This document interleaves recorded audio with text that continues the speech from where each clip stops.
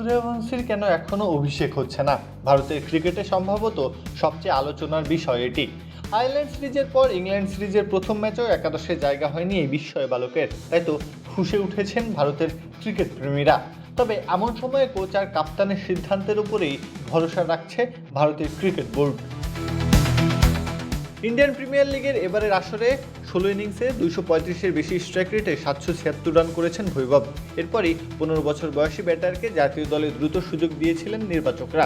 কিন্তু আয়ারল্যান্ডের কাছে অনাকাঙ্ক্ষিত সিরিজ হারের পর ইংল্যান্ডের বিপক্ষেও টিম ম্যানেজমেন্ট তাকে সাইড বেঞ্চে বসিয়ে রাখে।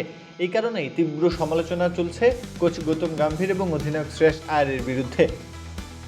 আইপিএলের মাঠে সে মারকুটের ছন্দের বৈভবকে জাতীয় দলের জার্সিতে ২২ গজে দেখার আকুলতা যেন ভারতীয় ক্রিকেট প্রেমীদের মনে।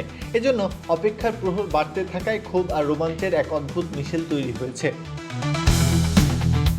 এই তুমুল বিতর্কের মাঝে গম্ভীর শ্রেয়াসদের ঢাল হয়ে দাঁড়িয়েছেন board of control for cricket in India সহসভাপতি রাজীব শুক্লা। টিম ম্যানেজমেন্টের জ্ঞান ও দূরদর্শিতার উপর পূর্ণ আস্থা রেখে তিনি স্পষ্ট জানিয়েছেন, কোচের সিদ্ধান্তের উপর ভিত্তি করে সঠিক সময় আসবে এই বৈভবের আন্তর্জাতিক অভিষেকের সোনালি সুযোগ। আপাতত অভিষেক থমকে গেলেও কোটি ভক্তের চোখ থাকবে আগামী ম্যাচগুলোর দিকে।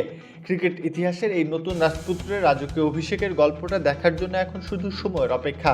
কারণ ২২ গজে বৈভবের ব্যাট কথা বলার জন্য শত কোটি মানুষের প্রার্থনা আর উন্মাদনা তৈরি হয়ে আছে। প্রত্যহ কাব্য, খেলা ৭১।